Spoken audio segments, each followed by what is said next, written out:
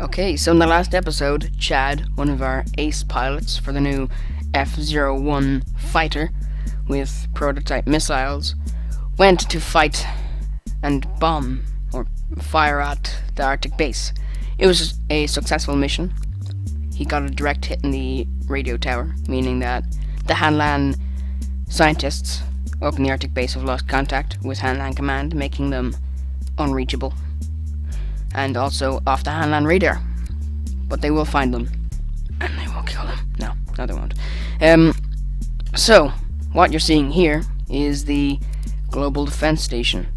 This thing is going to defend the KSC from possible attacks from the Hanlan.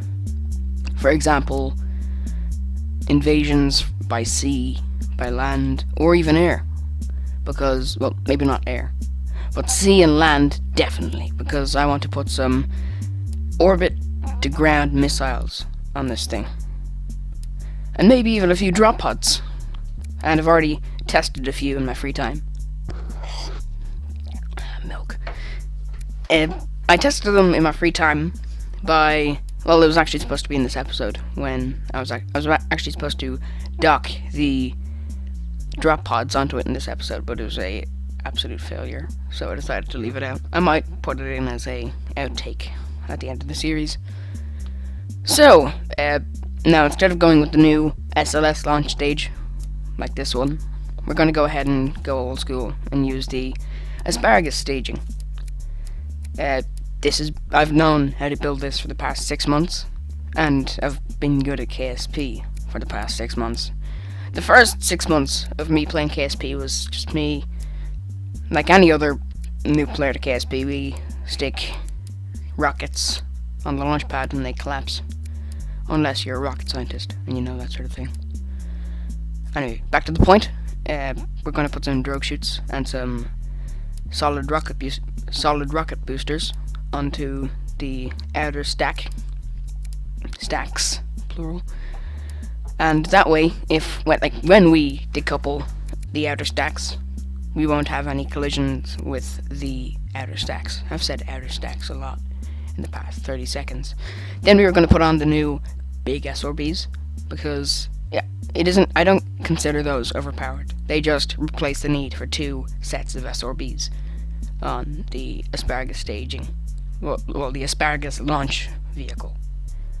We've also incorporated the launch escape system onto this design, and I'm pretty happy with that, because I never really got around to using the launch escape system recently. Okay, so now we just need to put on some launch clamps, and we're ready to go, after we put on struts. I've also liked how Squad they've improved the joints in the patch 0.23.5, because now I don't need half as many struts. You'll also be happy to know that this was a surprisingly successful mission. I got this thing into orbit on the first try, which is good.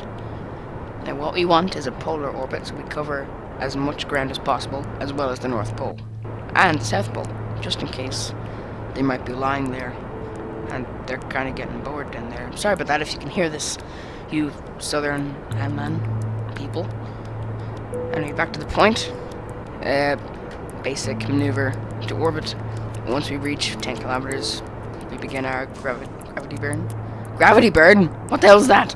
No, our gravity turn. There we go. Sorry about that, people. Anyway, so just dropped our SRBs, and they always last me quite a while, those ones. And what you're hearing now is fast forward Kerbal speech. I forgot to switch off chatter during the launch, and I'm sorry, it scared the crap out of me there for a second. We drop our liquid fuel boosters, well, not really liquid fuel boosters, but our liquid fuel stacks. Okay. There's nothing really to say about getting to orbit. Oh wait! There was something interesting, but it flew away. Damn. So deploy the solar panels, even though there's no light. This thing has plenty of RTGs, so that it's able to supply many craft with electricity. And again, we're going for a relatively similar orbit, height-wise, as our revolutionary pun machine, which isn't actually very high at its lowest point. It is quite high at its highest point, though. At its highest point, I think, if it was circularized around... oh wait, no, not the orbital pun machine.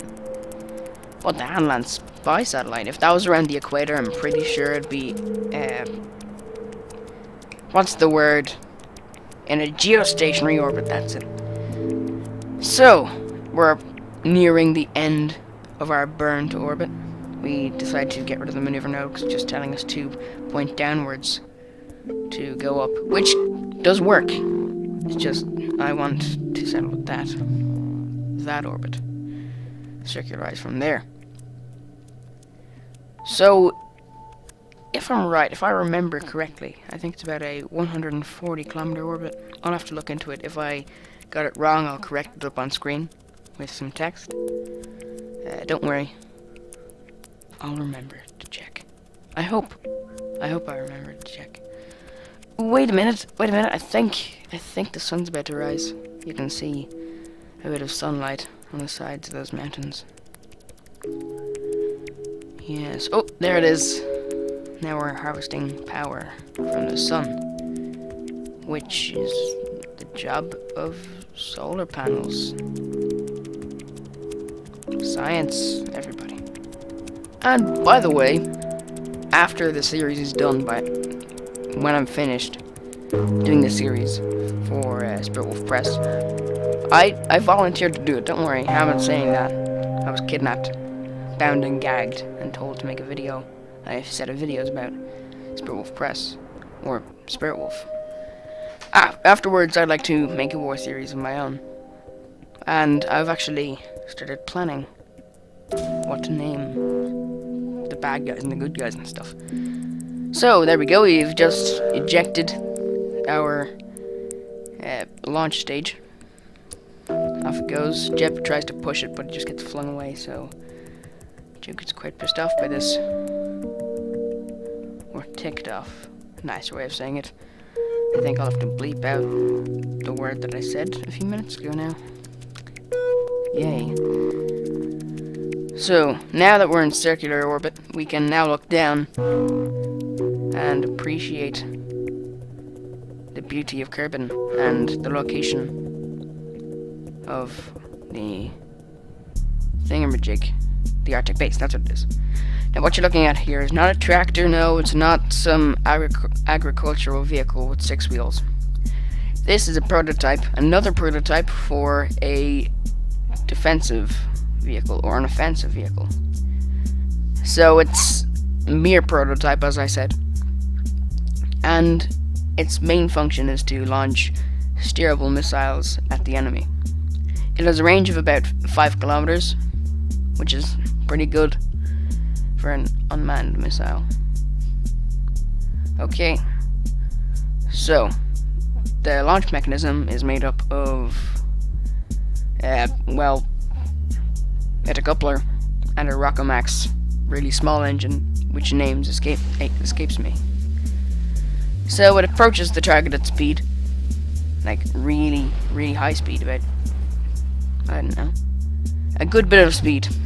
Just gonna say that much. You can see it there. And then here's the Mark II. It has solar panels and RTGs. And you'll see one of its main flaws right here. Its engines, like its wheels, combust when it goes over a small bump. But that doesn't stop it, because it kind of uses a catapulter slingshot tactic, as you'll see here. There we go. It lifts off and it flings it up. Now it makes it 5 kilometers away from the missile launcher. Roughly 5 kilometers. And then it can kind of glide. I'm saying it glides stupendously well, but it glides nonetheless. And I was thinking of actually removing those fins because sometimes it's better to just avoid having that much movement. Well, not movement. It actually limits my movement by quite a bit. So here's the Mark 3. Yeah, the Mark 3, and we've removed those wheels, except it's made its center of mass a lot higher. But it stopped the wheel combustion problem. Yeah, I'm probably, like for the Mark 4, I'm gonna remove those fins so I'm able to I have a lot more freedom with my movement. So there's been a lot of development today. I hope you enjoyed.